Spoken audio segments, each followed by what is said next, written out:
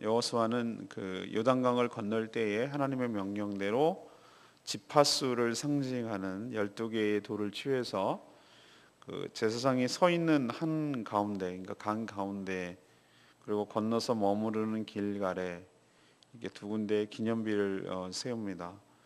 요단강을 마른 땅처럼 건넌 것을 영원히 기념하기 위해서 이 돌들을 하나님 여호와의 명령에 따라 세운 것이죠.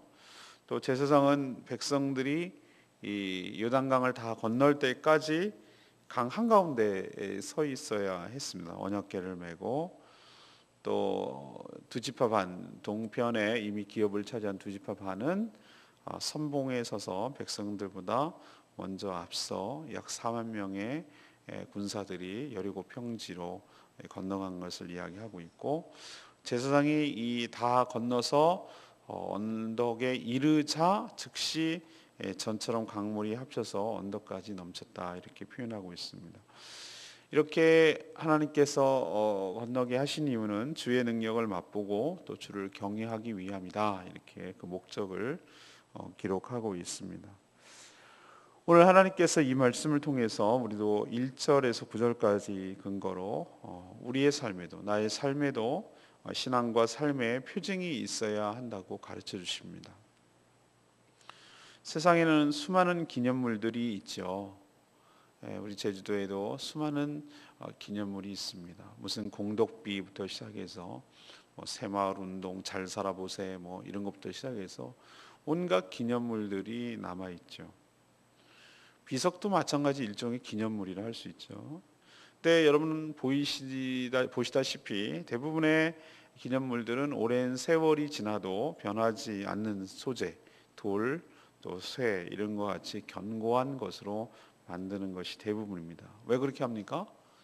세월이 지나도 그 흔적, 그 의미는 잊지 않게 하기 위해서 변하지 않는 것을 만들다 보니 그렇게 된 것이죠.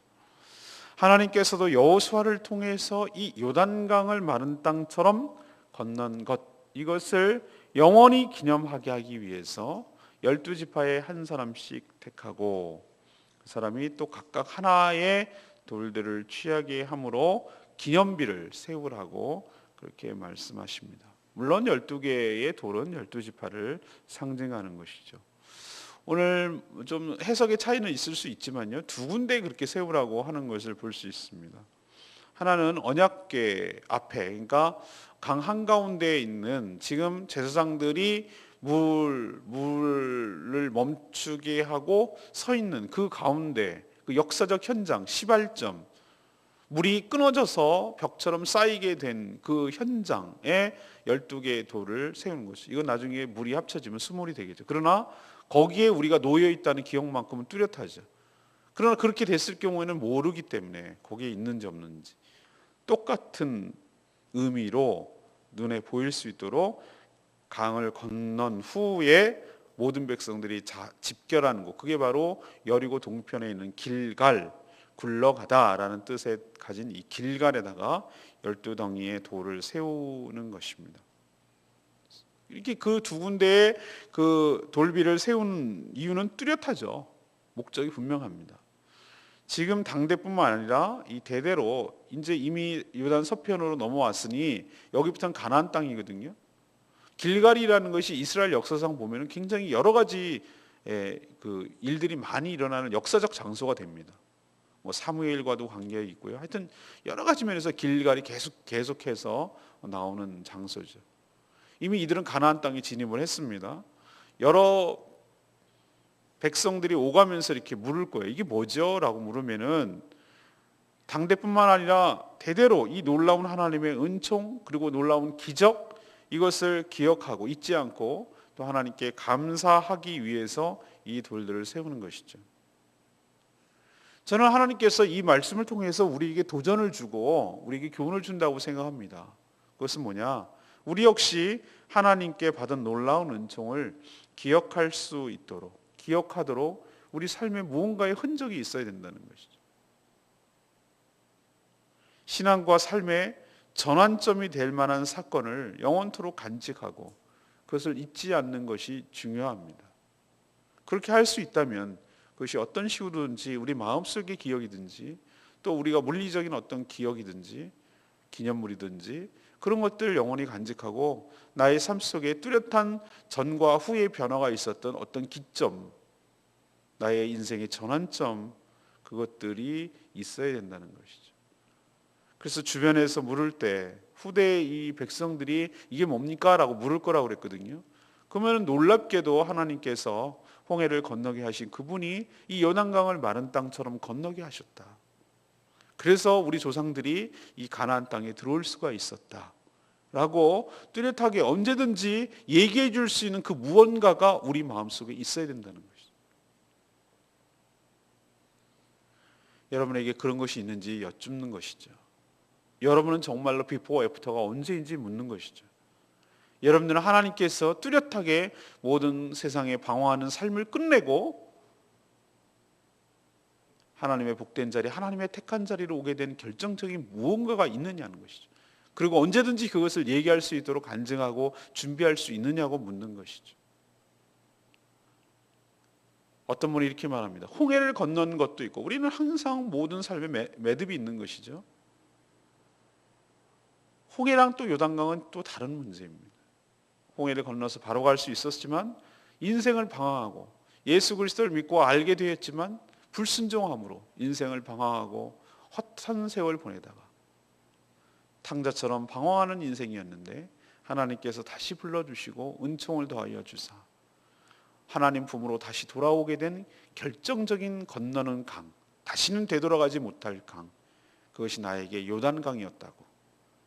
그렇게 우리 자신도 누구에게가 항상 말할 준비가 되어 있어야 되고 그런 간증이 내 마음속에 뚜렷하게 새겨지고 언제든지 말할 수 있는 그런 신앙의 또 삶의 표정이 있는 자는 행복한 자인 줄로 믿습니다. 그런 것을 준비하는 저와 여러분 되기를 소망합니다. 두 번째는 10절에서 18절까지 말씀인데 맡은 일에 충성을 다할 때 공동체가 견실해진다는 것을 우리에게 보여주죠. 하나님의 기적은 믿음을 가진 성도들의 헌신을 통해서 나타납니다. 이것이 항상 공통점이라고 할 수 있습니다. 하나님은 여호수아에게 이 일을 통해서 하나님이 함께 하신다는 분명한 표징을 보이시겠다 이렇게 전에 말씀하신 적이 있습니다. 그는 하나님의 명령을 그대로 순종하여 백성들을 진두지휘하며 하나님의 역사가 일어나도록 지휘 노력을 발휘했죠.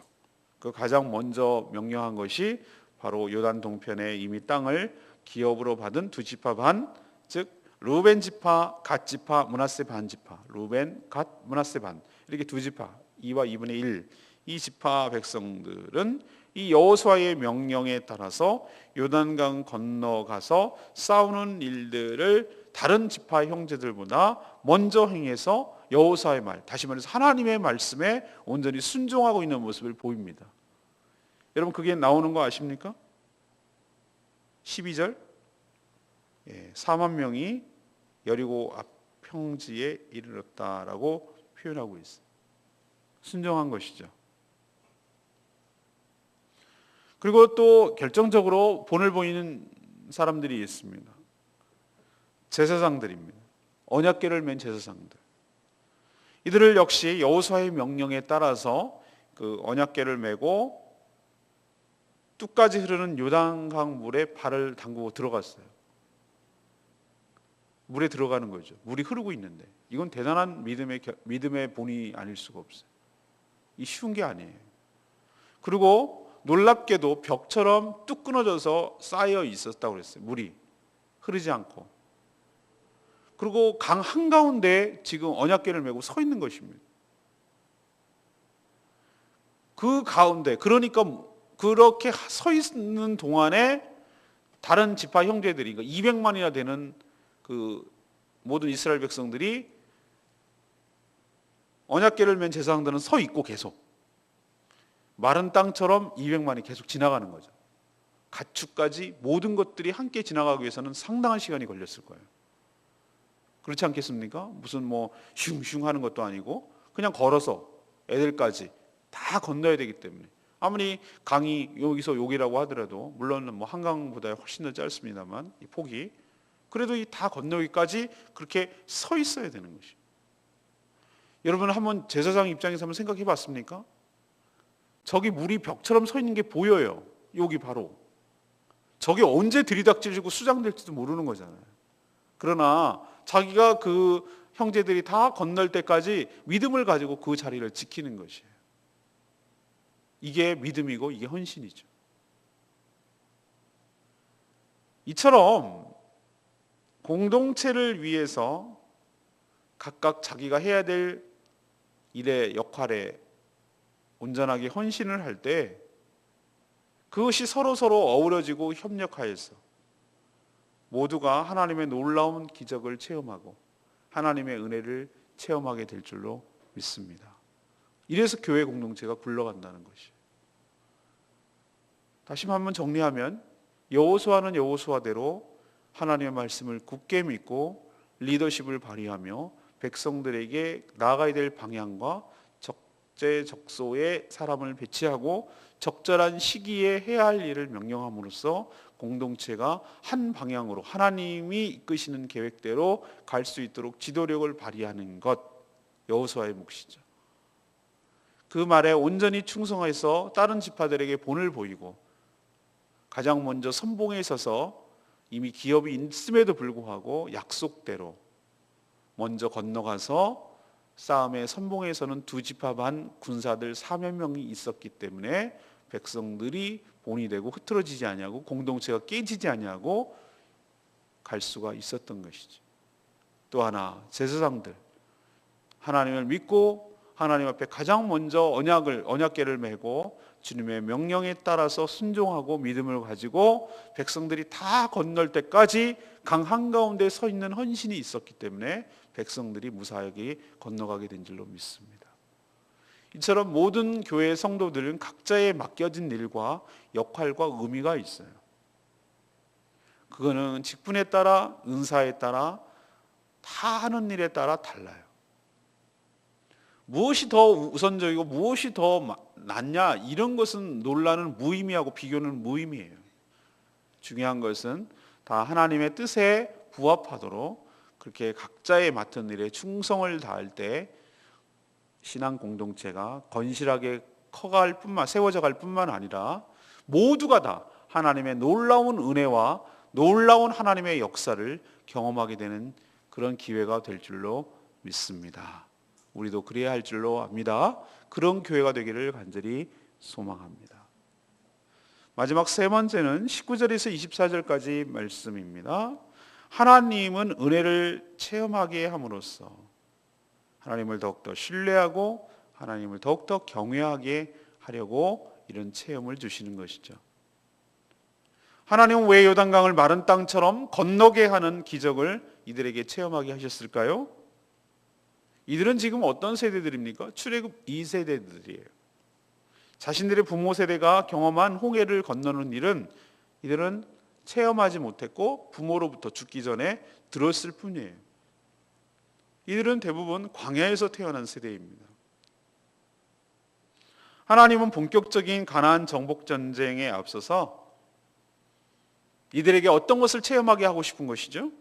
부모 세대와 함께 하시고 그 부모 세대를 애굽이라는 그 강력한 나라에서 끄집어내시고 인도하시고 구원해 주신 그 하나님께서 출애굽 2세대들인 너희들과도 동일하고 똑같이 함께 하시고 똑같이 역사하시고 똑같이 능력을 베푸시고 어디 간 분이 아니라 여전히 살아계시고 은혜와 사랑이 충만하고 능력이 풍부하신 그 동일하신 하나님이라는 사실을 가나안 정복 전쟁에 앞서서 이들에게 체험하게 할 때 이들에게 하나님의 능력이 얼마나 대단한지, 얼마나 그분을 신뢰할 수 있는 분인지를 확실하게 이들에게 보여주기를 원하셨던 것이에요. 시작하기 전에 이런 것을 보여주셔야 출애굽을 경험케 하셨던 우리 부모의 세대와 함께 하셨던 하나님께서 우리와도 똑같이 함께 하시는구나. 하나님께서 약속을 반드시 지키시는구나. 우리와 함께 하셔서 이 모든 어려움들을 극복하게 하실 줄로 믿습니다.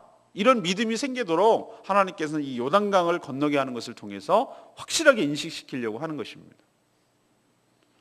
요단강을 건너는 일은 마치 홍해를 건너는 것 같은 일이 재현되는 것처럼 보이지 않습니까?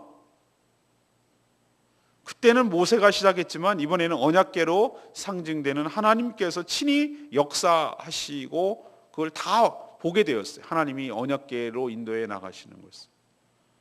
이를 통해서 24절에 있는 것이 바로 의도인데, 이스라엘 백성들이든 또는 그 땅의 정복의 대상이 되어야 할 가나안 족속들이든 간에 하나님께서 얼마나 강한 능력이 소유자신지 그것을 깨닫게 하는 것이 첫 번째 목적이라면, 또 다른 목적은 그러므로 이를 통해서 이스라엘 백성이든지 가나안 족속이든지 천상천하 모든 것에 유일하신 분은 하나님밖에 없다는 것을 깨닫게 하고, 그래서 동시에 하나님을 온전히 경외하게 하려는 것이 바로 이 하나님의 요단 도하의 목적인 줄로 믿습니다. 자, 그러면 이것을 우리에게 적용해 봅시다. 여러분 삶에 하나님께서 굵직굵직한 인생의 매듭과 아까도 말했지만 신앙의 변곡점, 전환점이 여러분에게 있을 것이에요. 어떤 분은 홍해를 건너고 어떤 분은 요단강을 건너고, 여러분 나름대로 다 있지 않겠습니까? 되돌아오지 못할 강을 건너는 거, 전혀 세상에 살다가 홍해를 건널 것 같은 놀라운 역사를, 은총을 베풀어 주신 사건, 예수를 믿긴 믿었지만 여전히 인생과 세상 가운데 방황하다가 하나님께서 요단강 광야처럼 힘들었는데 요단강을 건너서 약속의 땅으로 공동체로 불러주신 놀라운 사건, 이런 것이 가만 생각해 보면 내 발로 움직인 것 같고 내가 한 것처럼 보이지만 하나님께서 친히 인도하셨고 하나님께서 능력을 베풀어 주셨고 하나님께서 은혜를 베풀어 주셨기에 그 놀라운 은혜를 경험할 수가 있는 줄로 압니다. 하나님 참으로 감사합니다. 그래서 우리에게 뭘 기대하고 계십니까? 하나님의 능력이, 하나님의 섭리가, 하나님의 역사가 정말 오묘하고도 너무 신기하고도 너무 놀랍다. 그래서 뭘 우리에게 끌어내시려는 것이죠? 하나님 너무너무 감사하십니다. 하나님이 하시는 일은 너무나 우리가 상상 초월입니다. 탁월하십니다. 하나님을 경외하며 하나님을 찬양하지 않을 수가 없습니다. 어쩌면 이렇게 하나님의 정확 오묘하신지 하나님이 하시는 일들을 내 입술로 찬양하지 않을 수가 없습니다. 그래서 하나님을 경외하고 하나님을 사랑하며 섬기도록 하려는 것이 하나님께서 우리 삶에 개입하시고 우리에게 은혜와 역사를 베풀어 주신 이유일 줄로 믿습니다. 우리는 거기에 대해 거기에 반응을 해야 되는 것이죠. 21절 말씀, 절 레마의 말씀, 이스라엘 자손들에게 이르되 후일에 너희의 자손들이 그들의 아버지에게 묻기를 이 돌들이 무슨 의미냐. 부모 세대, 바로 우리가 이제 부모 세대가 되고 기성 세대가 됐거든요. 그러면 신앙의 후대들에게 하나님이 함께 하셨던 흔적이 있어야 되고 또 그것을 이야기해 주어야 합니다. 아무런 체험도 간증할 것도 없는 인생은 정말 인생을 헛되게 산 것이죠. 뚜렷한 나의 삶에 예수의 흔적이 있어야 되는 것이죠. 언제든 그들이 질문해도 확실하게 대답할 수 있도록 체험이 있어야 하고 또한 그것을 대답할 준비를 해야 하는 것이죠. 그러기 위해서는 말씀에 대한 순종, 주의 나라를 위한 헌신, 하나님이 함께 하셨던 것에 대한 정리, 이런 것들이 이렇게 있을 때 자연스럽게 우리도 이것이 그런 뜻이다라고 이야기해 줄 줄로 압니다. 여러분 나름대로 정리하시고 준비하셔서 누가 물어봐도 대답할 준비를 하는 것이 바로 지혜롭게 간증하고 전도하는 것이라고 생각합니다. 오늘 제가 세 가지 말씀을 드렸습니다. 여러분 삶에도 하나님의 개입하셨던 표징과 역사가 있기를 바랍니다. 이미 있습니다. 그것을 잘 정리하시길 바랍니다. 두 번째, 맡은 일에, 맡은 은사에, 맡은 직분에 충성을 다할 때 신앙 공동체, 교회 공동체가 하나님의 은혜를 경험하게 되고 또 놀라운 역사를 체험하게 될 줄로 믿습니다. 세 번째는 하나님의 은혜를 체험하게 함으로 우리에게 뭘 기대하시느냐? 하나님을 더욱더 신뢰하고 하나님을 더욱더 경외하려는 것이 우리의 놀라운 은혜를 체험하게 하신 이유인 줄로 믿습니다. 여러분 삶에도 지금 조금 크건 작건 다 뭐가 있을 거예요. 그 이유는 뚜렷해요. 하나님을 더욱더 신뢰하게 하려는 것. 그래서 여러분 삶에 하나님을 더욱더 사랑하고 경외하게 하려는 것. 이것이 하나님께서 여러분의 삶에 개입하는 이유인 줄로 믿습니다. 그렇게 되는 삶 되기를 간절히 축원합니다. 우리 찬양집 23장 부르고 기도하겠습니다.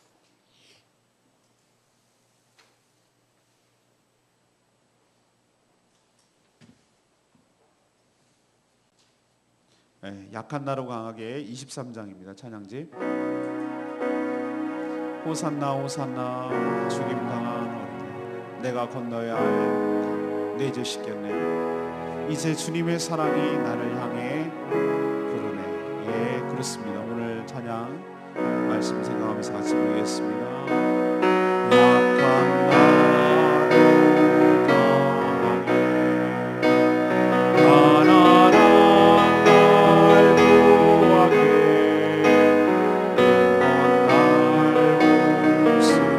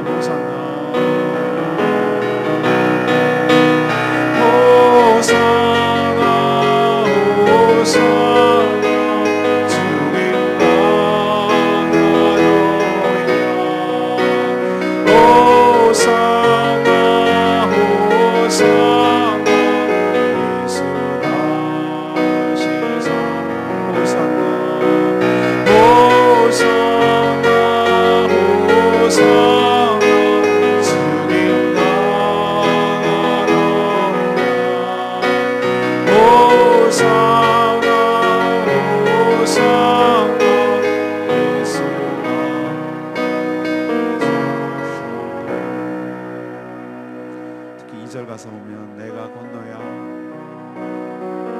강은 다시 돌아오지 못할 것을 선언하죠. 그래서 우리도 속담에 다시 돌아오지 못할 강이라고 말하잖아요. 홍해도 그렇고 요단강도 그렇고 다시는 옛날로 돌아갈 수가 없는 것이죠. 가서도 안 되고요. 내가 건너가야 될 그 강, 거기서 나의 죄가 씻겨져 이제는 주님의 사랑이 나를 향해 계속 우리를 향한 하나님의 약속이 구체적으로 실현되는 축복의 땅이 전개되고 축복의 삶이 우리 삶 가운데도 전개될 줄로 믿습니다. 하나님, 오늘 놀라운 역사적인 동화 사건을 통해서 우리들에게도 하나님의 삶에, 우리의 삶에, 신앙에 하나님이 개입하셨고 하나님이 함께 하셔서 넘쳤던 그 표징이 무엇인지를 깨닫게 하여 주시옵시고, 이 은혜를 통해서 하나님을 더욱더 신뢰하고 하나님을 경외하는 것들을 깨어서 언제든지 누구가 대답하고 물어봐도 대답할 준비를 할 수 있도록 내 삶을 하나님 개입하시고 역사하시고 인정을 더하여 달라고 다같이 통성으로 하나님 앞에 간구하며 기도하며 나아가겠습니다. 주여 외치며 나갑니다. 주여.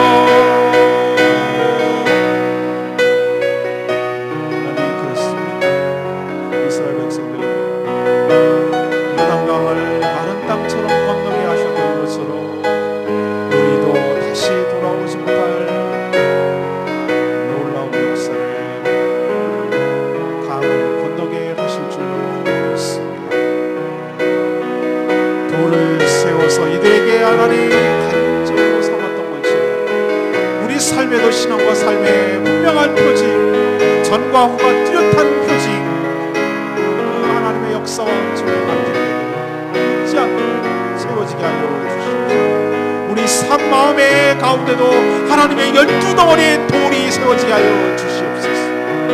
하나님이 내 삶을 개입하시고 얼마나 놀라운 일을 행하셨는지 죽을 인생을 하나님 건져내시고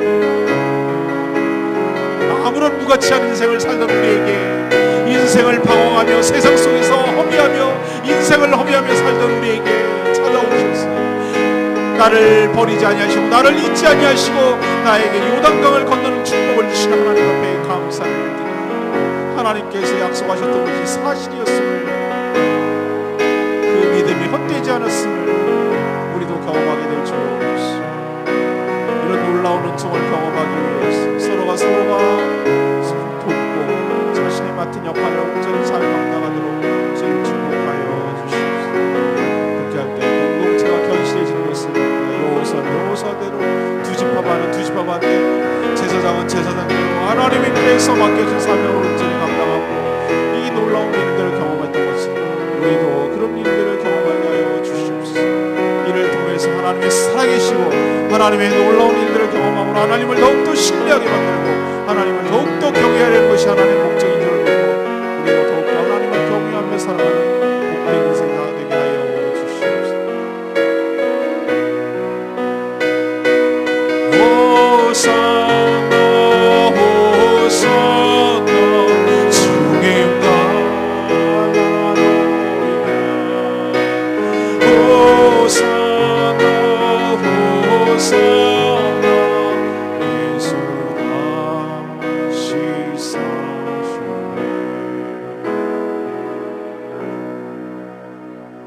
하나님, 저희 삶에도 저희 가정에도 저희 교회에도 하나님의 놀라운 기적과 역사가 일어나기를 소망합니다. 하나님이 하셨음을 고백하며 영원토록 기억하고 영원토록 간직하고 영원토록 전할 간증이 생기게 하여 주시옵소서. 이 일을 통해서 하나님을 더욱더 신뢰하게 하여 주시옵시고 그래서 우리가 주님을 더욱더 경외하며 사는 인생 되게 하여 주시옵소서. 이 일을 위해서 각자 맡은 일에 충성을 다하게 하여 주시옵시고 주님께서 주신 말씀에 온전히 순종하는 저희들 되게 하여 주시옵소서. 그래서 언제 누가 무엇을 물어봐도 항상 대답할 수 있는 간증이 있게 하여 주시옵시고 이 일을 통해서 하나님이 하셨음을 고백하고 내 인생이 전환점이 되고 뚜렷하게 달라진 점이 있음을 고백하고 하나님께 찬양과 영광을 돌리게 하여 주시옵소서. 주 예수 그리스도시여 하나님이시여 저희들이 하나님께 헌신하겠나이다. 주의 종이 듣겠나이다. 주님 말씀하여 주시옵소서. 언제든 주님께 충성하기를 원하나이다. 주님의 몸된 교회, 주님의 몸된 나라, 그리고 이 제주 복음화를 위해서 온전히 헌신하는 저희들이 되겠나이다. 주님 저희 삶을 주도하시고 이끌어 가주시고 저희를 축복하여 주시옵소서. 주님께 모든 것 맡기었고 예수 그리스도 이름으로 기도합니다. 아멘.